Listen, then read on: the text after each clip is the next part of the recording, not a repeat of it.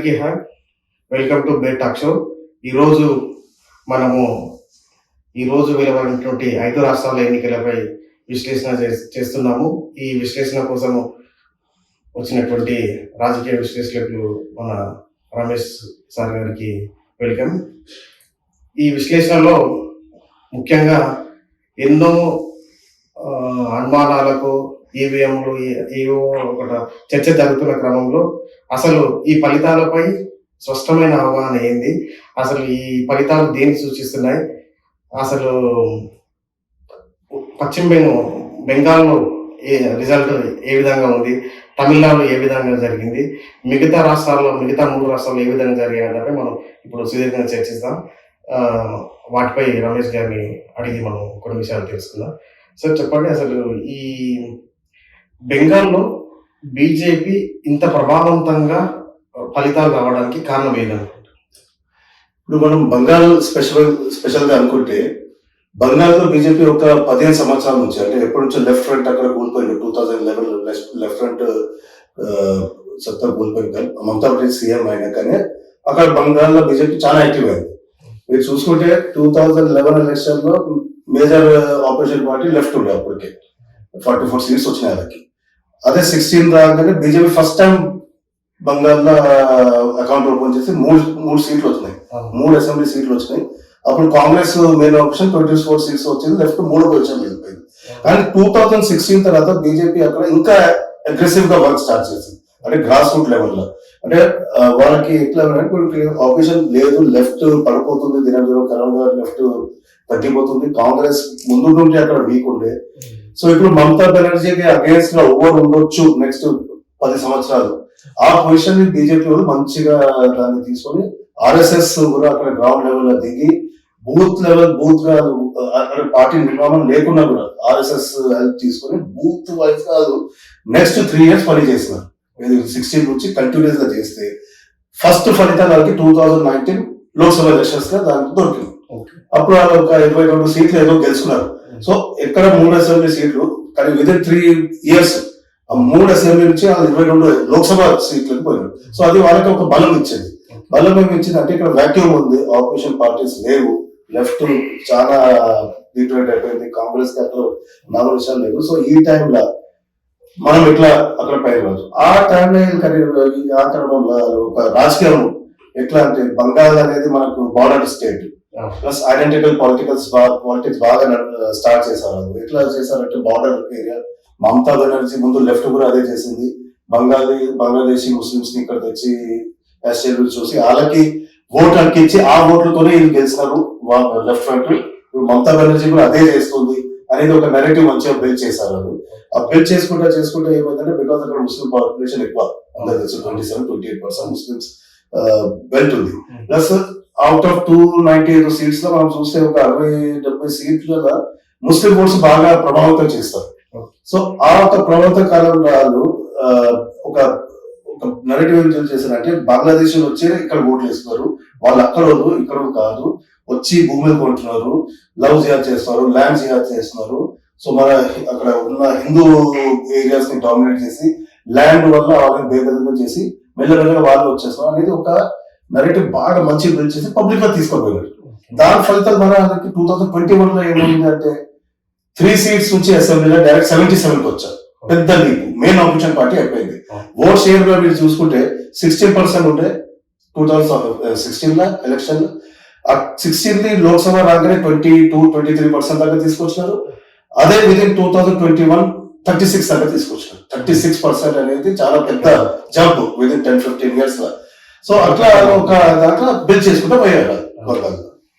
అయితే ఇప్పుడు బీజేపీకి కోర్ ఓట్ బ్యాంక్ ముస్లిమ్స్ అనేటప్పుడు మీరు అన్నట్లుగా 27% ముస్లిమ్స్ ఓటు బ్యాంక్ టీఎంసీకి మళ్ళీ అని అనుకున్నప్పుడు, అసలు బీజేపీకి ఏ ఓటు బ్యాంక్ కోర్గా మారింది?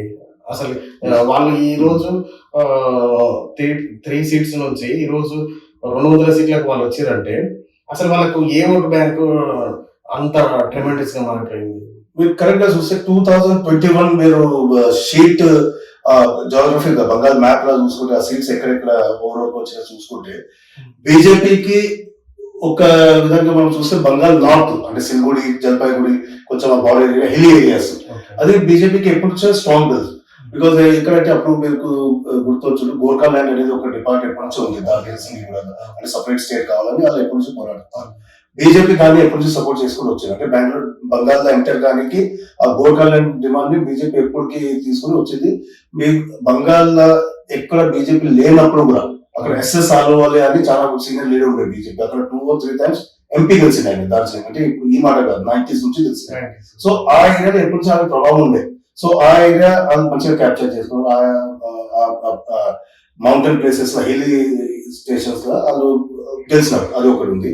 ప్లస్ మీరు చూస్తే ఈ బీహార్, జార్ఖండ్, ఛత్తీస్గఢ్ ఈ బార్డర్ ఏరియాస్ ఏదో ఉందో, బీహార్ బార్డర్ అక్కడ స్ట్రాంగ్ ఉన్నారు. బికాస్ అక్కడ మీకు బెంగాలీ స్పీకింగ్ కన్నా హిందీ స్పీకింగ్ పబ్లిక్ ఎక్కువ ఉంటారు. సో వాళ్ళు మైగ్రేట్ అనుకోవచ్చు, ఏమన్నా కానీ ఎఫెక్ట్ ఉంటుంది Bihar politics, Jharkhand politics, Odisha politics. అక్కడ బీజేపీ స్ట్రాంగ్ ఉంది. సో మీరు చూసుకుంటే ఆ బార్డర్ ఏరియాస్ లో ఇంప్రూవ్ చేసుకుంటూ పోయినారు. అక్కడ ఈ హిందూ సెంటిమెంట్ బాగా వర్కౌట్ అయింది.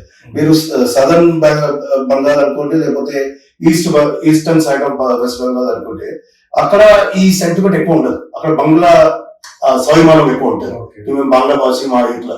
కానీ మీరు ఇటు వెస్ట్ సైడ్ ఇటువైపు పోతాయి, వెస్టర్న్ బార్డర్స్ అక్కడ ఈ హిందూ సెంటిమెంట్ బాగా వర్కౌట్ అయింది. బికాస్ బీహార్ తో టచ్ ఉంది దానికి. సో ఆ సెంటిమెంట్ వచ్చింది. ఇంకా మీరు చూసుకుంటే లాస్ట్ ఒక 10 years లో బాగా అక్కడ ఈ దుర్గామాత ఫెస్టివల్స్ లో కానివ్వండి, మీరు చూడండి దాంట్లో పుణ్యాలు చేయడము, బంగాళ రామనవమి ఇవన్నీ స్టార్ట్ చేయడము, రామనవమి పూజలు అవన్నీ బాగా జరిగినాయి. సో అవి ఒక క్లాషెస్. అదే బంగాల్ని మనం ఎప్పుడు దుర్గామాత అదే అనుకుంటాం, కానీ ఆ బంగాల్లో కూడా రాముడు అనేది ఒక చాలా స్ట్రాంగ్ గా ప్రొజెక్ట్ చేస్తున్నారు. దానికి ఈ ఒక బెల్ట్ అనేది వెస్టర్న్ పార్ట్ బీహార్ బెల్ట్, కూచ్ బీహార్ అంటారు, కూచ్ బీహార్ ఆ బెల్ట్ లో ఆ సెంటిమెంట్ ఇంకా అగ్రెసివ్ అయ్యి అది వర్కౌట్ అయింది బంగాల్లో. ఇంకొకటి మీరు చూసుకుంటే అది 2020లో మంచి వర్క్ అయింది. కానీ ఈ ఎలక్షన్ మీరు అదే చూసుకుంటే దాంతో పాటు ఈసారి సదర్న్ బంగాల్ కానివ్వండి, metro areas Bengal, Calcutta, Hubli metro దాంట్లో కూడా టీఎంసీ అక్కడ స్ట్రాంగ్ ఉండే ఒకప్పుడు. బికాస్ ఆ ఏరియాని బంగాల్ ఇంటెలెక్చువల్ హబ్ అంటారు, అంటే అంత మేధావులు ఉంటారు. ఆ మేధావులు ఒకప్పుడు లెఫ్ట్ సపోర్ట్ చేసి వాళ్ళు తెలిసినారు, తర్వాత లెఫ్ట్ తో వాళ్ళకి మోహంలో ఉన్నట్టు మమతా బెనర్జీ వైపు వచ్చినారు. కానీ 15 years మమతా బెనర్జీ చూసినాక వాళ్ళు కూడా ఈ ఒక లాస్ట్ 1 year లో చూసుకుంటే బీజేపీ వైపు వెళ్ళారు వాళ్ళు మేధావి కూడా. మీరు ఇప్పుడు చూస్తారు కలకత్తా దగ్గర, హుబ్లీ దగ్గర, దమ్దమ్ దగ్గర బాగా బీజేపీ ఈసారి మంచిగా తెలిసింది, మంచిది. అదే ఎఫెక్ట్ బాగా పడింది మనకు అసలు బీజేపీకి. మీరు ఇంకొకటి చూసుకుంటే ఉమెన్ సేఫ్టీ గురించి లాస్ట్ ఇయర్ ఒక కేసు అయింది, ఆర్జీకర్ రేప్ చేసి దాంట్లో గవర్నమెంట్ కూడా కొంచెం అంత యాక్టివ్ గా పని చేయలేదు. ఆ ఇష్యూని కూడా బీజేపీ మంచిగా క్యాష్ చేసుకొని మమతా బెనర్జీ బీగా ఒక ఉమెన్ ఉండి, ఒక ఉమెన్ సీఎం ఉండి కూడా ఒక విమెన్ విక్టమ్ ని అంత దృష్టిగా చూడలేదు, అంటే సింపతిగా చూడకుండా ఒక రాజకీయాల్లో చూస్తున్నారు. ప్లస్ వాళ్ళు ఏం చేసినారంటే ఆ విక్టమ్ వాళ్ళ అమ్మని కూడా కంటెస్ట్ చేయించినారు. అది కూడా బాగా మిడిల్ క్లాస్ లా ఉమెన్ ఓటర్స్ లా సెంటిమెంట్ పోయింది. నాకు తెలిసి ఆమె గెలిచింది కూడా అనుకుంటా. సో అది కొన్ని మెసేజ్లు బాగా పోయింది. సో మేము ఉత్తి ధర్మం కోసం కాకుండా మహిళల కోసం కూడా మేము మాట్లాడుతున్నాము, మహిళా అధికారం కోసం మాట్లాడుతున్నాం. ఈమె ఒక మహిళా సీఎం ఉన్నా కూడా ఒక ఉమెన్ సేఫ్టీ కోసం ఏం చేయకుండా మేము ఆమె విక్టమ్ వాళ్ళ ఫ్యామిలీకి మేము టికెట్ ఇచ్చినాము. సో అవన్నీ ప్రచారం బాగుపోయింది. ఇప్పుడు మీరు చూసుకుంటే బీజేపీ సోషల్ మీడియా చాలా #1 ఇండియాలో, ఏ పార్టీలో బాగుంటుంది. సో ఇటువంటి సెంటిమెంట్ అది చాలా ఈజీగా తీసుకుపోగలుగుతారు. ఆ పోయింది, దాని ఎఫెక్ట్ ఇప్పుడు ఓటింగ్ లో కనిపిస్తుంది. ఈ బీజేపీ చేసే ఈ నరేటివ్స్ తో ఇప్పుడు బీజేపీ వచ్చిన ఈ విజయము అసలు ప్రజా శ్రేయస్కు ఉపయోగపడుతుందా, లేకపోతే దేశంలో ఈ సమస్యలకంతా ఈ గెలుపులు, ఈ నరేటివ్స్ తో వచ్చిన రాజకీయాలు చూపగలుగుతారు? ఇప్పుడు మీరు అడిగిన క్వశ్చన్ కరెక్ట్. ఇప్పుడు ఈ గెలుపుతో ప్రజలకి ఏమేమి కావచ్చు అనుకుంటున్నారు. ఇప్పుడు దీంట్లో మనము ఒక 2-3 ఉండొచ్చు. అందరు ఏమంటారు డెవలప్మెంట్ కోసం బయట ఎవరు మేము దీనికోసం ఓటర్కి అంటలేదు. అందరూ ఏమంటే మేము బంగాళీ డెవలప్ చేస్తాము నెక్స్ట్ 5 years లో మేము బంగాళీ ఇంట్రెస్ట్ చేస్తాం, అందరూ అదే అంటారు. కానీ ఒక ఇట్లా ఎగ్జాంపుల్ అంటే బీజేపీకి ఇప్పుడు డైరెక్ట్ ఇండైరెక్ట్ 20 states లో గవర్నమెంట్ ఉంది. సో కరెక్ట్ గా విశ్లేషణ చేస్తే ఏ స్టేట్స్ లో ఎంత డెవలప్మెంట్ అయింది అది కూడా మనం మాట్లాడవచ్చు. కానీ ఇప్పుడు ఎలక్షన్స్ మన దగ్గర ఎట్లా జరుగుతున్నాయి అంటే ఈ డెవలప్మెంట్ ఇష్యూస్ కన్నా సెంటిమెంటల్ ఇష్యూస్, ఎమోషన్స్ మీద ఎక్కువ జరుగుతారు. సో డెవలప్మెంట్ అనేది అందరికి అవసరం, కానీ ఓట్లు దాని మీద అడుగుతారా, లేకపోతే పబ్లిక్ ఓటర్స్ ఆ సబ్జెక్ట్ మీద ఓట్లు వేస్తారా కూడా ఇక్కడ డేటా లేదు. పబ్లిక్ ఓట్ వేసేది ఈ మధ్య ఎక్కువ సెంటిమెంట్స్ మీద, ఎమోషన్స్ మీద, ఎస్పెషల్లీ ఇటువంటి స్టేట్స్ ఇక్కడ అంటే అక్కడ కొంచెం కమ్యూనల్ ఉన్నప్పుడు లేకపోతే కాస్ట్ బేస్ పాలిటిక్స్ ఉన్నప్పుడు ఈ ఎమోషన్స్ బాగా వర్కౌట్ అవుతాయి. అక్కడ మీకు కన్స్ట్రక్టివ్ పాలిటిక్స్ కానివ్వండి లేకపోతే డెవలప్మెంట్ పాలిటిక్స్ అనేది ఎక్కువ ఎంటర్ అయిపోతాయి, బ్యాక్ సీట్ లో ఉంటాయి. కానీ ఫ్రంట్ సీట్ లో ఎప్పుడు మీకు నెగటివ్ ఎక్కడ బిల్డ్ అయిపోతుందంటే ఎమోషనల్ అండ్ సెంటిమెంట్ ఇష్యూస్ మీద. ఇప్పుడు నా అంచనా ప్రకారం బంగాల్ ఎలక్షన్స్ కూడా అదే విధంగా జరిగింది. బికాస్ మీరు ఒక మొత్తం 2 phase ఎలక్షన్ లో ఒక 1 month క్యాంపెయిన్ జరిగింది. అక్కడ 1 month ఎలక్షన్ లో మీరు మమతా బెనర్జీ ర్యాలీ చూసుకోండి, లేకపోతే అక్కడ మోదీ గారు ర్యాలీ తీసుకోండి, లేకపోతే అమిత్ షా ర్యాలీ తీసుకోండి, ఏ ఒక స్టేజ్ మీద వాళ్ళు డెవలప్మెంట్ అనేది ఏ లీడర్ కూడా మాట్లాడలేదు, చాలా తక్కువ మాట్లాడారు. మమతా బెనర్జీ మాట్లాడుతుండే బంగాల్ సెంటిమెంట్ అంటే బంగాల్ ప్రౌడ్ మీద ఆమె మాట్లాడుతుంది. ఏ सब बाहर से आया है, ये बाहरी है, हम बंगाली है, ఆమె ఒకటి ఇదే నెగటివ్ ఉంది. అట్లానే మీరు అమిత్ షా స్పీచ్ చూసుకుంటే हम आए तो यहाँ से घुसपैठियों को भगा देंगे అంటే బంగ్లాదేశ్ घुसपैठियों ఇలా కొట్టేస్తాము, ఈ నెగటివ్ లో మాట్లాడారు. సో ఎక్కడ ఈ ఒక కోణం రాలేదు, డెవలప్మెంట్ కోణం ఎక్కడ లేదు. పబ్లిక్ కూడా ఈ ఒక్క దాంట్లో డివైడ్ అయినారు. ఐదర్ ఇప్పుడు ఎమోషన్స్ మీద ఐదర్ బీజేపీ గుస్పేటి నెరేటివా లేకపోతే బంగ్లా ప్రౌడ్ టీఎంసీ నెరేటివా, ఈ రెండు మీద ఈసారి బంగాల్ ఓటరు ఈ ఒక గుస్పేటిది లేకపోతే బంగ్లాదేశ్ నుంచి వచ్చిన మైగ్రేటెడ్ వాళ్ళని ఆ పనికి ఒక ఓటు వేస్తున్నారు అనేది క్లియర్ గా కనిపిస్తుంది.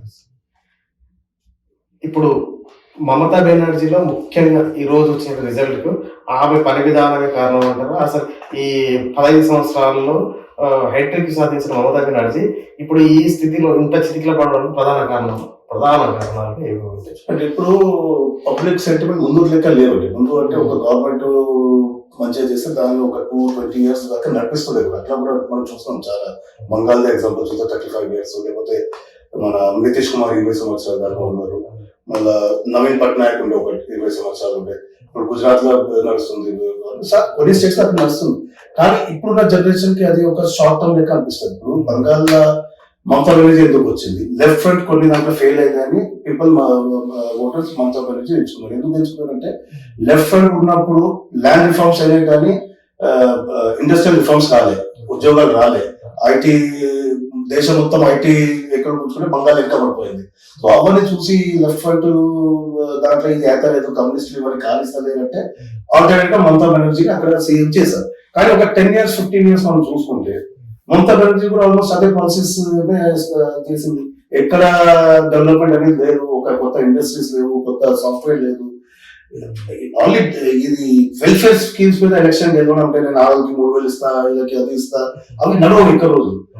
పబ్లిక్ కి ఓటర్స్ కి ఏం కావాలంటే ఒక కాంక్రీట్ అనేది నాకు పని కావాలి. ఇప్పుడు 50-20 లక్షలు బంగాల్ యూత్ బయట పని చేస్తున్నారు. హైదరాబాద్, తమిళనాడులో కానీ, కేరళలో కానీ, ఢిల్లీలో కానీ 50-20 లక్షలకి చిన్న వాళ్ళే కాదు. అంటే ఒక యూత్ అక్కడ లేదు, తరాలు లేదు. వాళ్ళు బయట వచ్చి చిన్న చిన్న పని చేసి బతుకుతున్నారు. సో అక్కడ వాళ్ళకి ఉద్యోగాలు లేవు, ఎందుకు పోవాలి బంగాల్? సో మీరు ఒక 15 years ఉండి ఆ సిచ్యువేషన్ క్రియేట్ చేయకపోతే ఎట్లా మోభంగం వచ్చి మళ్ళీ వేరే వాళ్ళు పోతారు. అక్కడ ఏముంది, ఇప్పుడు బీజేపీ ఉంది. ఇంకా బీజేపీ మేము ఇది చేస్తాం, మేము అందరినీ మైగ్రేషన్ మళ్ళీ తీసుకొస్తాం అని వాగ్దానం చేస్తున్నారు. దానివల్ల పబ్లిక్ ఏమంటే ఇప్పుడు చేంజ్ కావాలంటే ఇప్పుడు బీజేపీ మాకు ఆల్టర్నేటివ్, బీజేపీ వల్లనే మనకు బీజేపీ ఓటేస్తారు సార్. సో లెట్స్ చూడాలి ఇప్పుడు ఫ్యూచర్ లో బీజేపీ దాన్ని ఎంత ఫుల్ఫిల్ చేయగలుగుతుందో అది మనం చెప్పలేము. అదే నెక్స్ట్ 5 years మనం చూడొచ్చు. ఇంకొకటి మమతా బెనర్జీది ప్రాబ్లం ఎక్కడ వచ్చిందంటే బాగా ఈ తుష్టీకరణ అంటారు, తుష్టీకరణ పాలిటిక్స్. మమతా బెనర్జీ కూడా అదే స్టార్ట్ చేసింది.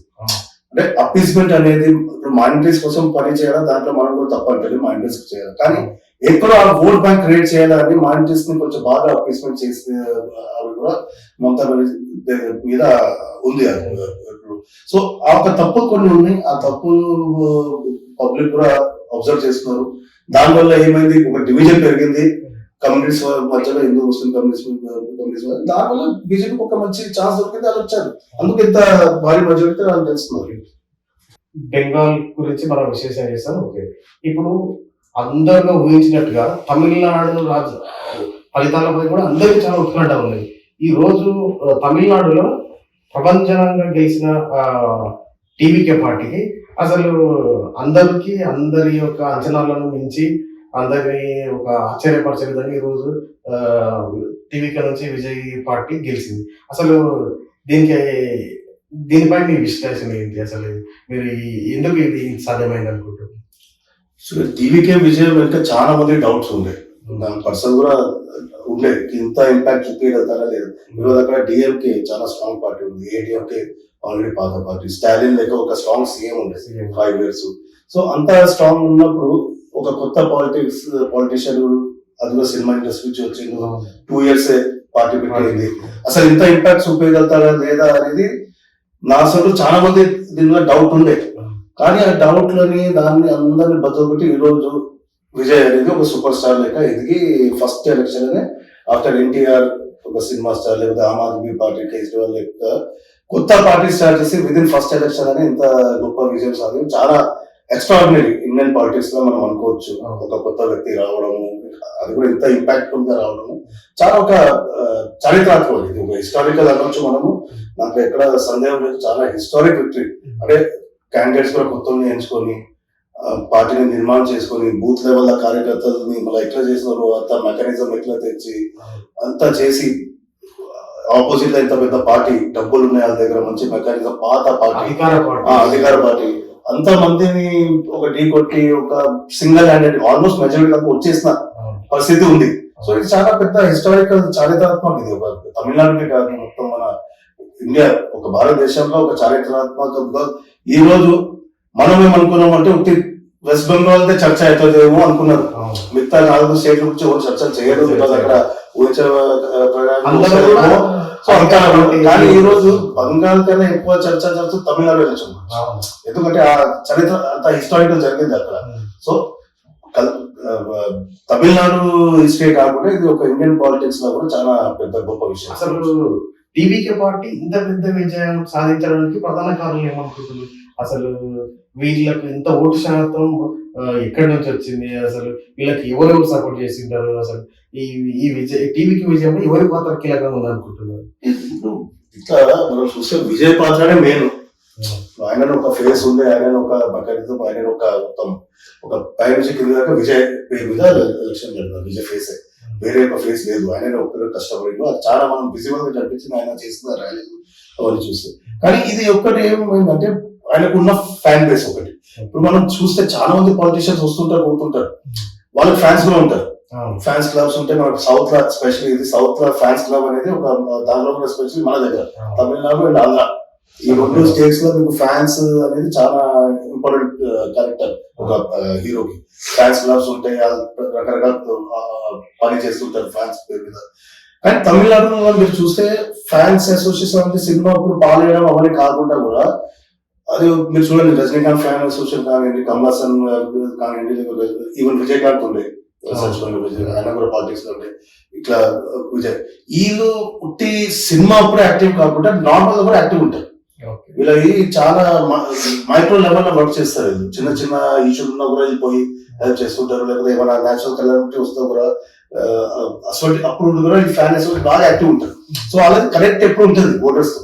సో అందరూ విజయ్ మొన్న వచ్చిండు ఎట్లా కూడా, కానీ ఆయన స్ట్రాంగెస్ట్ ఫ్యాన్ బేస్ ఉంది మొత్తం ఇండియాలో చూసుకుంటే. విజయ్ కున్న ఫ్యాన్ క్లబ్స్ రిజిస్టర్డ్ చాలా ఉన్నాయి, వాళ్ళు ఒక ఆర్గనైజేషన్ ఎక్కడ పనిచేస్తారు.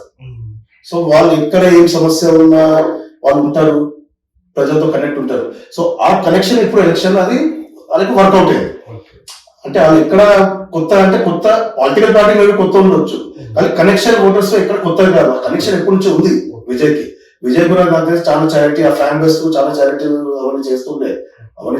సో అట్లా ఒక కనెక్షన్ అనేది పెరిగింది. సో విజయ్ ఇప్పుడు గెలిచిన దాంట్లో మనం చూస్తే ఫ్యాన్ క్లబ్స్ ది చాలా పెద్ద ప్రధానత ఉంది.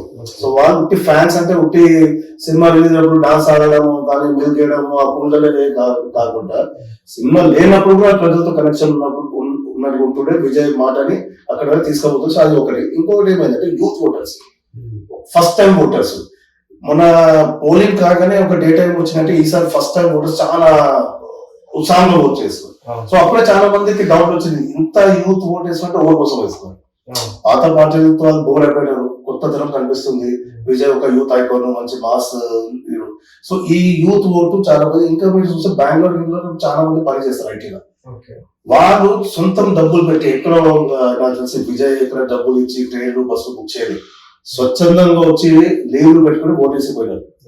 అది ఒక చాలా పెద్ద అంటే వాలంటీర్ గా వచ్చి ఒక పైసా మనము సౌత్ లో ఒక పెద్ద ఏముంటారంటే డబ్బులు వేస్తారు ఓటు వేస్తారు అనేది ఒక చాలా అంటే ఎస్పెషల్లీ మన దగ్గర తెలంగాణ కానివ్వండి, కర్ణాటక కానివ్వండి, తమిళనాడు కానీ ఈసారి ఒక చేంజ్ ఏం కనిపించిందంటే వాలంటీర్ గా ఓటు వేస్తున్నారు. సో అవి కొంచెం ఎఫెక్ట్స్ పడింది మనకి. ఇప్పుడు అధికారంలో ఉన్న అధికార పార్టీ ఉన్న డిఎంకే ఈ రోజు డబల్ జిటికే పరిమితం అయిపోయింది. ముఖ్యంగా ఆ పార్టీ ముఖ్యమంత్రి అభ్యర్థి కూడా వెనుక జరిగిన ప్రస్తుతానికి అసలు ఎందుకు ఇంతలా పార్టీ క్షీణించిపోవడానికి కారణాలు ఏమై ఉంటాయి? నేను ఇది కూడా అనాలిసిస్ చేసుకుంటే ఇప్పుడు కరెక్ట్ గా చూస్తే 5 years డిఎంకే పరిపాలన అంతా అంటే పబ్లిక్ అంతా డిస్సాటిస్ఫాక్షన్ ఎప్పుడు చూపేది, ఏ సర్వేలో అంతా కాలేదు, ఇంతో మొత్తం అది ఉన్నారని మంచిగానే ఉంది. కానీ సమ్వేర్ ఏదో కాన్ఫ్లిక్ట్ పాలిటిక్స్ బాగా జరిపిండు అనేది నా పర్సనల్ అభిప్రాయం. కాన్ఫ్లిక్ట్ పాలిటిక్స్ ఏమంటే ప్రతి దానికి సెంటర్ మీద నిందాయి. ఇక మీ ద్రవిడియన్ పాలిటిక్స్ ఉంది, మీ ద్రవిడియన్ ఐడెంటిటీ ఉంది, తమిళ ఐడెంటిటీ ఉంది, కానీ ప్రతి ఒక్క స్కీమ్ ని అంటే ప్రతి ఒక్క సెంట్రల్ గవర్నమెంట్ స్కీమ్ తో మీరు ఢీ కొట్టడము అంటే నేషనల్ లెవెల్ లో పేరు రావడం అదే ఆలోచనగా మనం ఏంటో. కానీ ప్రతి ఒక్క దాంట్లో ఇప్పుడు న్యూ ఎడ్యుకేషన్ పాలసీస్ రాంగ్ ఉండొచ్చు, అది కరెక్ట్, కానీ అది ఎక్స్ట్రీమ్ లెవెల్ లో తీసుకోవడము. అట్లాగే మీరు హిందీ ఇంపోజిషన్ మీద ఎక్స్ట్రీమ్ లెవెల్ లో అంటే ప్రతి ఒక్క కాంట్రడిక్షన్ ఎక్స్ట్రీమ్ లెవెల్ లో తీసుకుపోయినారు. సో అంత కాంట్రడిక్షన్ నాకు తెలిసి అసలు లేదు. మన పని మనం చేసుకుంటూ పోవాలి. ప్రతి దాంట్లో మనం ఫైట్ అనేది ప్రతి దాంట్లో రావాలి. సో పబ్లిక్ కి అదే ఈ కాంట్రడిక్షన్ వల్ల మనకేమైనా నష్టం జరుగుతుంది, స్టేట్ కు ఏమైనా నష్టం జరుగుతుంది. ఇప్పుడు మనం సెంటర్ నేను అదే అంటే సెంటర్ తో మొత్తం మనం మనకి అదే జీరోస్ కాదు, మన గురించి మనం చేసేటప్పుడు వర్క్ మీద ఫోకస్ ఎక్కువ ఉండాలి. దీన్ని ఏమంటారు మనం ఈ రాజకీయంలో ఒక ఫోకస్ కావడం రాజకీయం అనేది ఎక్కువ డిఎంకే నాకు నా పర్సనల్ అభిప్రాయం. అది అట్లా అనిపిస్తుంది మనకు. ఇప్పుడు డిఎంకే ఓటమితో తమిళనాడులో ద్రావిడ రాజకీయాలకు తెరపడింది ఉందా? ద్రవిడియన్ రాజకీయం అనేది ఒక రాజకీయం కాదు, అది ఒక ఐడియాలజీ. ఇంకా ఐడియాలజీ అక్కడ చాలా ఇప్పుడు మీరు చూసుకుంటే అంటే ఈ రోజు ఎలక్షన్ కూడా మనం చూసుకుంటే డిఎంకే ద్రవిడ పార్టీ అన్నాదురై స్టార్ట్ చేసిండు. అన్నాదురై అంటే పెరియార్ నుంచి వచ్చిన మనిషి. ఏఐడిఎంకే స్టార్ట్ అయింది, తర్వాత డిఎంకే స్ప్లిట్ అయ్యి 2 పార్టీలు అయినాయి. సో 2 స్టార్ట్ అయింది ఒకటే ప్లేస్ నుంచి పార్టీ, 2 ద్రవిడ పార్టీ ఒకటే ప్లేస్ నుంచి స్టార్ట్ అయింది. 2 పార్టీకి ఒకటొక ఐడియాలజీ. ద్రవిడ మూవ్మెంట్ అనేది ఉండాలి. ద్రవిడ ఒక సెట్ ఆఫ్ ఐడియాలజీ ఉంటుంది, ఆ స్టైల్ పనిచేస్తారు. అందుకు అక్కడ నేషనల్ పార్టీస్ ఏం లేవు. ఈ రోజు కాంగ్రెస్ 3-4 సీట్లు, బీజేపీకి 2 సీట్లు, ఇద్దరు నేషనల్ పార్టీస్ అంటే 6 సీట్లు ఉన్నాయి 2 పొలిటికల్ పార్టీస్. అదే ఇప్పుడు మనం విజయ్ అనుకుంటే కూడా విజయ్ కూడా వాళ్ళ ఫోటోలు పెట్టుకుంటారు. ఏ ఫోటోలతో రాజకీయం చేస్తున్నారు? పెరియార్, అంబేద్కర్, కామరాజ్. పెరియార్ అంటే ద్రావిడానికి, అంబేద్కర్ సామాజిక కామరాజ్ అనేది ఒక తమిళ అస్తిత్వం, రాజకీయ అస్తిత్వం తెచ్చింది ఆయన ఒక రాజకీయంలో తమిళనాడుకి వస్తుంది. సో ఇటువంటి 3 మనుషులు మనం ఐడల్ గా పెట్టుకుంటే ఒక పార్టీ ఐడల్. సో అక్కడ విజయ్ డైరెక్ట్ అనకపోయినా కూడా ఒక సిగ్నిఫికెన్స్ అయితే ఉంది. విజయ్ కూడా ఇదే పాలిటిక్స్ లో ఉన్నాడు. So Vijay is not going to shift ఈ ద్రవిడ పాలిటిక్స్ నెరేటివ్ ని ఎక్కడ ఆయన నో అన్నాడు. ఆయన నాకు తెలిసి బేసిక్ ప్రిన్సిపల్ ఇదే మూలం ఉంటుంది. అంటే ద్రవిడ పాలిటిక్స్ అంటే ఏంటిది? సామాజిక న్యాయం సామాజిక న్యాయం ఉండాలా, ఆర్థిక న్యాయం ఉండాలా, అందరికి చదువు మంచిగా ఉండాలా, వైద్యం ఉండాలి. ఈ ఒక బేసిక్ కాన్సెప్ట్ తో ఉన్న ఒక ద్రవిడ రాష్ట్రం అంటే అదే విజయ్ కూడా అదే ఒక సెక్యులర్ కానివ్వండి లేకపోతే ఆ బేస్ మీద ఉంటారు. ఇంకా విజయ్ కూడా 2-3 సార్లు అంటే మీరు ఇంటే స్పీచెస్ గా ఏమంటారు, డిఎంకే నాకు రాజకీయ శత్రు, డిఎంకే ఏడీఎంకే ఈ పార్టీ నాకు రాజకీయంగా శత్రువు, కానీ నాకు ఐడియాలజీగా శత్రువు అంటే బీజేపీ. అంటే సైద్ధాంతికంగా నాకు బీజేపీతో నాకు అది ఉంది, పొలిటికల్ గా నాకు వీళ్ళిద్దరితో ఉంది. సో అంత క్లియర్ గా అన్నప్పుడు దట్ మీన్స్ ఆయన పాలిటిక్స్ ని రిజెక్ట్ చేస్తుండు, క్లియర్ గా అర్థమవుతుంది. సో మేబీ కొత్త తరంతో అదే ద్రవిడియన్ పాలిటిక్స్ ని ఒక కొత్త రకంగా విజయ్ తీసుకొస్తాడు అనే దాంట్లో అసలు గవర్నెన్స్ నాకు తెలిసి ఎక్కడ మూలం ఎక్కడ చెడపడు, అదే మూలం ఉంటుంది, అదే ఉంటుంది బేసు. కానీ దాంట్లో ఒక కొత్తతనము. తమిళనాడు మనం చూసుకుంటే కరప్షన్ అనేది మనం మర్చిపోతున్నాం. ఈ ద్రవిడియన్ పాలిటిక్స్ కొన్ని పార్టీలు ద్రవిడియన్ పాలిటిక్స్ ని అడ్డు పెట్టుకుని కరప్షన్ బాగా చేశారు. అది కూడా జనాలు కూడా చూస్తున్నారు. సో మేబీ ఆ corruption minus Dravidian politics, so corruption free Dravidian politics ని మళ్ళా విజయ్ తెస్తారు అనేది ఒక ప్రజలలో అభిప్రాయం ఉండొచ్చు అని నా అభిప్రాయం. ఇప్పుడు విజయ్ని టీవీకి అధినేత విజయ్ గారిని చాలా మంది విజయ్ జోసెఫ్ అని, దళిత్ అని ఒక నరేటివ్ కొన్ని పార్టీలు తీసుకొచ్చినాయి. ఇవి విజయ్కి విజయానికి దోహదపడ్డాయి అనుకుంటారు అనుకోవచ్చా? ఇది ఒక నేషనల్ పార్టీ తెచ్చింది. నేషనల్ పార్టీ కూడా అందరూ తెలుసు ఏ పార్టీ, బీజేపీ పార్టీ. దాంట్లో మనం ఇక్కడ దాసే అవసరం లేదు. వాళ్ళు ఎందుకు అంటే ఈయన ఒక క్రిస్టియన్, అంటే ఒక క్రిస్టియన్ మనిషి. సో ఈయనని హిందువులు ఓట్ వేయదు, ఇండైరెక్ట్ సిగ్నిఫికెన్స్ అనేది, ఇండైరెక్ట్ నెరేటివ్ అంటారు. ఒక ఈయన జోసెఫ్ విజయ్ కాదు, ఈయన జోసెఫ్ వాళ్ళ ఫాదర్ కన్వర్టెడ్ క్రిస్టియన్. సో ఈయన హిందువులు ఓట్ వేయదు, ఇండైరెక్ట్ గా చెప్పడం అది. సో ఒకప్పుడు మన దగ్గర కూడా అదే జరిగింది. డాక్టర్ వైఎస్ రాజశేఖర్ ని వై శామ్యూల్ రాజశేఖర్ కూడా అన్నారు, ఆయన కూడా క్రిస్టియన్. సో ఈ నెరేటివ్ చాలా చేస్తారు ఇది. కానీ తమిళనాడు ప్రజలు అంత మూర్ఖం కాదు నేను తెలుసు. వాళ్ళు చాలా బ్రాడ్ గా ఆలోచిస్తారు, వాళ్ళు చాలా బుద్ధిమంతులు. సో వాళ్ళు ఇటువంటి చిన్న చిన్న ఈ చీప్ టాక్టిక్స్ కి వాళ్ళు పడరు. జోసెఫ్ అని కానివ్వండి, లేకపోతే ఏదైనా కానివ్వండి. ఇప్పుడు స్టాలిన్ ఉన్నారు, స్టాలిన్ కూడా అదే పేరు కదా, అది వేసారు కదా. విజయ్ ఉన్నాడు, జోసెఫ్ విజయ్ అనుకోండి, లేకపోతే ఏది విజయ్, అది చూడలేదు. విజయ్ ఏం తెస్తుండ్రు రాజకీయంలో కొత్తతనం అది చూసారు. కానీ ఆయన కాస్ట్, లేకపోతే ఆయన పేరు, ఆయన రిలీజన్ మాత్రం ఓవర్సేది. ఈ రోజు విజయ్ కి 34% ఓట్లు పోలైంది. అంటే 3 ద్రవిడియన్ పార్టీలు కలిపి 90% ఓట్లు తెచ్చుకున్నారు. విజయ్ 34%, మన డిఎంకే 31%, అదే ఏడిఎంకే 28-27%. 3 పార్టీలు కలిపి ఒక 90% ఓట్లు తెచ్చుకున్నారు. That means Tamil Nadu base core అయితే ఇంకా అదే ఉంది. అంటే ఓటర్ మెంటాలిటీ మారలేదు. వాళ్ళు ఏం చేస్తే 3 పార్టీలలో ఏ పార్టీని పిక్ చేయాలో చేసుకున్నారు. సో వాళ్ళ మూలం వదిలేదు, ఆ మూలం అదే ఉంది. కానీ ఆ దాంట్లో ఒక హెల్దీ కాంపిటీషన్. ముందు 2 పార్టీలు ఉంటుండే, ఇంకో పార్టీ వచ్చింది. కానీ 3 మంచిగానే గెలుస్తున్నాయి. ఇప్పుడు మనం చూసుకునే విజయ్కి ఒక 100 సీట్లు వచ్చినాయి, అక్కడ డిఎంకే కూడా 60 సీట్లు, ఏడిఎంకే కూడా 50 సీట్లు. సో 3 ద్రవిడియన్ పార్టీ రిలీవర్స్ ఉన్నారు. అంటే ఓటింగ్ కూడా ఎట్లా జరిగిందంటే చాలా ఏమంటారు ఇంటెలిజెన్స్ గా ఓట్ వేసినారు అనేట్టుగా మనకు ఇక్కడ స్పష్టంగా అనిపిస్తుంది. అంటే ఏ ఒక్క పార్టీని వాళ్ళు ఫినిష్ చేయలేదు, ఏ ఒక్క పార్టీని పైన తీసుకోవాలి. అంటే ఒక బ్యాలెన్స్ చెక్ లెక్క పెట్టారు. 3 పార్టీని బ్యాలెన్స్ చెక్ లెక్క పెట్టారు. సో అది ఒక చాలా ఇంటెలిజెంట్ ఓటింగ్ జరిగింది అనేది నా అభిప్రాయం. తమిళనాడు ప్రజలు ఆలోచించి ఓట్ వేస్తున్నారు, ఒక మంచి పార్టీని ఎన్నుకున్నారు. వాళ్ళు అనుకున్నారు ఇది మన మంచి పని చేస్తుంది, ప్లస్ ఆపరేషన్ కూడా మంచి ఇచ్చింది. అంటే ఒక మంచి ఆపరేషన్ కూడా ఇచ్చింది హెల్దీ. బికాజ్ మన డెమోక్రసీలో ఏమంటారు దాన్ని నిరక్షిష్ ఉందో ఒకటే పార్టీకి మనం మొత్తం ఇచ్చేసి బ్యాలెన్స్ ఉంటేనే, చెక్ బ్యాలెన్స్ ఉంటేనే పని అవుతాయి. ఒక ఏ పార్టీకి పూర్తిగా వాస్తవానికి ఈ రోజు ఏ పార్టీకి పూర్తి అధికారం రాలేదు. ఇప్పుడు మన ముందున్న తమిళనాడులో విజయ్ డిఎంతో కలిసి వెళ్తాడు అనుకోవచ్చా, ఏడిఎంకేతో కలిసి వెళ్తాడు అనుకోవచ్చా?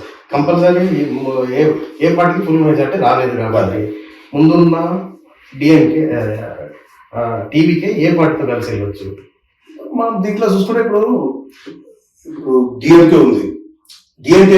డిఎంకేతో పోకపోవడంలో ఒక మేజర్ కారణం నాకేం అనిపిస్తుంది అంటే, డిఎంకేకి 2 ఎలిగేషన్స్ మెయిన్. ఒకటి కరప్షన్ ఎలిగేషన్ ఒకటి ఉంటుంది, ప్లస్ అది ఒక ఫ్యామిలీ పార్టీ అయిపోయింది. ఇప్పుడు స్టాలిన్ ఉన్నారు, స్టాలిన్ తర్వాత వాళ్ళ కొడుకు ఉదయనిధి. సో అది ఒక ఫ్యామిలీ పార్టీ అని ఉంటది. సో ఫ్యామిలీ పార్టీ ఉన్నప్పుడు విజయ్తో ఎట్లా కోపం పెడతారు, అది మనకు కొంచెం అండర్స్టాండింగ్ అవుతుందా లేదా, బాండింగ్ అనేది కొంచెం కాదు. ప్లస్ వాళ్ళ మీద కరప్షన్ ఛార్జెస్ కూడా ఎక్కువ ఉన్నాయి. సో విజయ్ అనే క్లీన్ ఇమేజ్ ని అక్కడ పోయి టార్నిష్ చేస్తారో లేదో నాకు దాని మీద లేదు. కానీ ఏఐడిఎంకే ఆశపడుతున్నారు విజయ్ మమ్మల్ని తీసుకునే, నాకు తెలిసి వాళ్ళు అదే ఆశపడుతున్నారు. కానీ ఆల్రెడీ మన మొత్తం బీజేపీ, కానీ విజయ్ ఒక కండిషన్ ఏం పెడతారు, బీజేపీకి వచ్చిన 2 సీట్లే అనుకోవచ్చు. కానీ ఏడిఎంకే ఇప్పుడు నడిపించేది అమిత్ షా అనేది కూడా క్లియర్ అందరూ తెలుసు. అది పార్టీ పేరుకి మాత్రం ఏడిఎంకే, కానీ దాంట్లో ఇన్కమ్ నుంచి నడిపించే అమిత్ షా. సో విజయ్ డిమాండ్ ఏముంటుంది, మీరు మొత్తం బీజేపీతో సంబంధాలు వదులుకుంటే నేను మీతో రావచ్చు, కానీ గ్యారంటీ ఇప్పుడు ఇస్తారు, రేపు ఇస్తారా లేదా ఏడిఎంకే అది మనకు లేదు. బికాస్ వాళ్ళు కూడా కరప్షన్ లో ఉన్నారు. సో రేపు మేము బీజేపీ మా మీద దగ్గర ఈడీ వస్తే వాళ్ళ భయం వాళ్ళకు ఉంది. సో ఇక్కడ నాకు తెలిసి విజయ్కి మంచి ఆపర్చునిటీస్ ఉన్నాయి. కొన్ని చాలా చిన్న చిన్న పార్టీలు ఉన్నాయి, పీసీకే ఉంది, పిఎంకే ఉంది, కాంగ్రెస్ ఉంది, లెఫ్ట్ పార్టీలు ఉన్నాయి, 3 సీట్లు వాళ్ళకి వచ్చినాయి. సో అవన్నీ కలుపుకుంటే నాకు తెలిసి మెజారిటీ పోవచ్చు. సో విజయ్ దగ్గర ఆప్షన్ 3 ఉన్నాయి. అయితే డిఎంకేతో పోవాలా, కానీ డిఎంకేతో పోతే మళ్ళీ ఆయన చేసిన వాదన కరప్షన్, ఫ్యామిలీ పాలిటిక్స్ అక్కడ డిఎంకేతో ఏడిఎంకేతో పోవచ్చు, కానీ ఏడిఎంకేలో అదే కుటుంబంలో బీజేపీ ఉంటే ఈ సెక్యులర్ పాలిటిక్స్ లేకపోతే అవి ఒక ప్రాబ్లమ్. బికాస్ రేపు నార్త్ డిఎంకేతో పోయినాక రేపు నార్త్ లో బీజేపీ పార్టీ చేసిన కొన్ని ఉంటే దాంట్లో సపోర్ట్ చేస్తారా, అది ఒక ప్రాబ్లం. లేకుంటే ఈ చిన్న చిన్న పార్టీలు కమ్యూనిస్ట్ ఉన్నారు, కాంగ్రెస్ ఉన్నారు, లేకపోతే చిన్న పిఎంకే ఉంది, అటువంటి పార్టీని గ్యాదర్ చేసి ఒక 15-20 సీట్లు ఉన్నాయి దాంట్లో వరకు. సో నా పర్సనల్ అభిప్రాయం అంటే 3 ఆప్షన్ ఇంకా బెటర్. ఆ 3 ఆప్షన్ మీరే చేసుకుంటే అది ఇంకా ప్రాధాన్యత పెడుతుంది, ఒక రెస్పెక్ట్ అనేది ఓటర్స్ లో వస్తుంది అని నా అభిప్రాయం. ఇప్పుడు అందరూ ఏమనుకున్నారు, ఏఐడిఎంకే పూర్తిగా క్లోజ్ అయిపోతుంది అనుకున్నారు. కరెక్ట్. అసలు కానీ దాని అస్తిత్వం కొంత నిలబెట్టుకున్నట్లు మనకి ఫలితాల్లో కనిపిస్తున్నది. దీనికి ప్రధాన కారణం ఏమనుకుంది? ఇది చాలా సర్ప్రైజ్, చాలా పెద్ద సర్ప్రైజ్. అంటే నిన్నటి దాకా కూడా అందరూ ఏమనుకున్నారు అంటే ఫైట్ డిఎంకే వర్సెస్ టీవీపీ ఉంటుంది, స్టాలిన్ వర్సెస్ విజయ్ ఉంటుంది. అసలు ఏటీఎంకే నామినేషన్ గతంలో పార్టీ అయిపోతుంది, పార్టీ సింగిల్ డిజిట్ లో వస్తుంది, రేపు మాకు ఏటీఎంకే ఉంటుందో లేదా. ఈవెన్ ఈ రోజు పొద్దున కూడా నేను వినేటప్పుడు కొంతమంది విషయం ఇదే మాట్లాడారు, అంటే రిజల్ట్ ముందు ఈ ఎలక్షన్ ఏటీఎంకి లాస్ట్ ఉంటుంది, నెక్స్ట్ ఎలక్షన్స్ నుంచి టీవీకే వర్సెస్ డిఎంకే. కానీ వాళ్ళ ఓటు కూడా కొంచెం మంచిగానే హోల్డ్ చేస్తున్నారు, సీట్లు కూడా గెలుస్తున్నారు. అంటే 60 seats without any big leader. ఇప్పుడు మీరు చూసి ఈపీఎస్ తప్ప వేరే ఒక లీడర్ లేరు. ఈపీఎస్ తప్ప ఓపీఎస్ కూడా మొన్న వచ్చేసి డిఎంకే వెళ్ళిపోయినారు ఎస్సీఎం. సో ఒక చారిస్మాటిక్ లీడర్ లేరు, ఒక ఫోటోజెనిక్ ఫేస్ లేదు, అంతా లేకున్నా కూడా 60 సీట్లు 50 సీట్లు తెచ్చుకున్నారు అంటే రియల్లీ దట్ ఇస్ గ్రేట్. అంటే వాళ్ళ ఓట్ బ్యాంక్ ని వాళ్ళు కాపాడుకోగలిగారు. అది చాలా అంటే దీంతో అర్థమైంది పాత పార్టీ క్యాడర్ బేస్ పార్టీ ఉంది, వాళ్ళ క్యాడర్ ఆ ఓటింగ్ వాళ్ళు చేపించుకున్నారు ఆ క్యాడర్ వల్ల. సో ఆ ఓట్ అనేది హోల్డ్ చేసుకున్నారు స్పీడ్ కానీ. సో అది చాలా మంచిది. అంటే ఏడిఎంకే ఒక ఈ ఫలితాలు అయితే ఒక స్ఫూర్తిగా తెస్తుంది. ఇంకొకటి కొత్త వాదన ఏంటంటే చాలా వరకు ఇప్పుడు జరుగుతుంది, బెంగాల్లో బీజేపీ వచ్చింది, కేరళలో కమ్యూనిస్ట్ కథం అయిపోయింది అంటున్నారు. అంటే భారతదేశంలో ఎప్పుడు లేని విధంగా ఈ రోజు కమ్యూనిస్టులు ఏ రాష్ట్రంలో అధికారం లేకుండా కేరళంతో క్లోజ్ అయిపోయింది. అసలు దీన్ని మనం ఎట్లా అర్థం చేసుకోవచ్చు? ఇప్పుడు మనము భారత చరిత్ర చూసుకుంటే 1952 నుంచి చూసుకుంటే 1952 లో కూడా 1953, 54 లో కేరళ ఫస్ట్ టైం ఎలక్షన్ ఉంటే సిపిఎం గెలిచింది, అప్పుడు సిపిఐ. సో కాంగ్రెస్ పీక్ లో ఉన్నప్పుడు ఫస్ట్ ఆపరేషన్ గవర్నమెంట్ వచ్చింది ఇండియాలో కమ్యూనిస్ట్, వేరే ఏ పార్టీ లేకుండా. సో అప్పటి నుంచి కేరళలో అప్పుడు కాంగ్రెస్ ఒక ఎలక్షన్ కాంగ్రెస్ ఒక లెఫ్ట్ అనేది అప్పటి నుంచి నడుస్తూనే ఉంది. అంటే ఒక ఎలక్షన్ ఆల్ తెలుసు, ఒక ఎలక్షన్ కాంగ్రెస్ తెలుస్తున్నాయి. లాస్ట్ టైం 21 అది బ్రేక్ అయింది. ఫస్ట్ టైం ఒక గవర్నమెంట్ రిపీట్ అయింది హిస్టరీలో, చరిత్రలో ఒకటిసారి కేరళలో లాస్ట్ టైం. సో అందరు ఎక్స్పెక్ట్ చేస్తే ఇట్లా 2 టైమ్స్ గెలిచిన, థర్డ్ టైం ఇంపాసిబుల్. కేరళలో ఎప్పుడు 3వ టైం గవర్నమెంట్ రాదు, సెకండ్ టైం రాదు. సో అది ఎక్స్పెక్ట్ ఉంటుంది ఈసారి కాంగ్రెస్. కానీ ఈ ఎలక్షన్ లో కేరళలో ఏమైందంటే కాంగ్రెస్ లెడ్ యూడిఎఫ్ కి ల్యాండ్ స్లైడ్ మెజారిటీ వచ్చింది. అంటే ఇప్పుడు దాకా కూడా కాంగ్రెస్ యూడిఎఫ్ గెలిచినప్పుడు కూడా నెక్ టు నెక్ ఉంటుంది.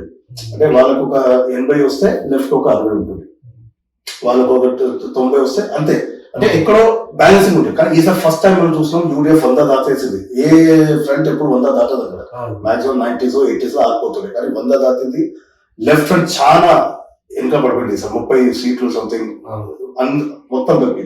దాంట్లో సిపిఎం నాకు తెలిసి 22 సీట్లకే పడుతుంది. ముస్లిం లీగ్ ఆల్మోస్ట్ బరాబర్ వచ్చేసింది సిపిఎం కి. యూనియన్ ముస్లిం లీగ్ వాళ్ళు 23-24 సీట్లు ఉన్నారు. So public one side vote వేస్తున్నారు అక్కడ, అది ఒక క్లియర్ కట్ ఉంది. 10 years లెఫ్ట్. కానీ మీరు చూసుకుంటే one of the best performance state అది. ఇండియాలో చూసుకుంటే కేరళ అనేది లాస్ట్ 10 years లో కూడా నంబర్ 1 ఉండే అన్నింటిలో, స్టడీస్ లో కానివ్వండి, హెల్త్ లో కానివ్వండి. కానీ అంతా అయినాక కూడా కేరళ ఓటర్స్ చాలా ఇంటెలిజెంట్ ఉంటారు, ఏ పార్టీకి అట్లా హోల్డ్ ఇయర్. సో చెక్ పెడతారు. కానీ ఈసారి కొంచెం ఎక్కువ చాలా డిస్టెన్స్ గా ఓడిపోయింది లెఫ్ట్. అది చాలా ఇంకా లెఫ్ట్ మీరు అన్నట్టుగా చరిత్రలో ఫస్ట్ టైం. ఇప్పుడు ఎప్పుడు ఉన్న తిరుపతిలో 30 సంవత్సరాలు ఉండే, బంగాల్లో 30 సంవత్సరాలు ఇది ఉంటుండే. సో అప్పుడప్పుడు ఉంటుండే. కానీ ఈసారి ఫస్ట్ టైం లెఫ్ట్ కి ఎక్కడ అంటే ఇప్పుడు బీజేపీ వాళ్ళు స్పోక్స్ పర్సన్ పొందుంచి అంటున్నారు ఈ ఎలక్షన్ లో ఏమంటే మమతా మంచిది పని అయిపోయింది, డిఎంకే ఎన్టీ సనాతన ధర్మ ఫెయిల్ అయింది, కమ్యూనిస్ట్ ముక్త భారత్ అయిపోయింది. అది 3 స్టేట్స్మెంట్స్ మీద ఎక్కువ ప్రచారం చేస్తున్నారు. అంటే బీజేపీ కూడా కమ్యూనిస్టులు అంటే ఎంత ఐడియాలజికల్ గా ఉంది, చిన్న పార్టీ ఉన్నా కూడా వాళ్ళు కేరళ ఓడిపోతే కాంగ్రెస్ కన్నా వీళ్ళు ఎక్కువ హ్యాపీగా ఉంటారని సంతోషపడతారు మాకు అనిపిస్తుంది. అవును, అవును.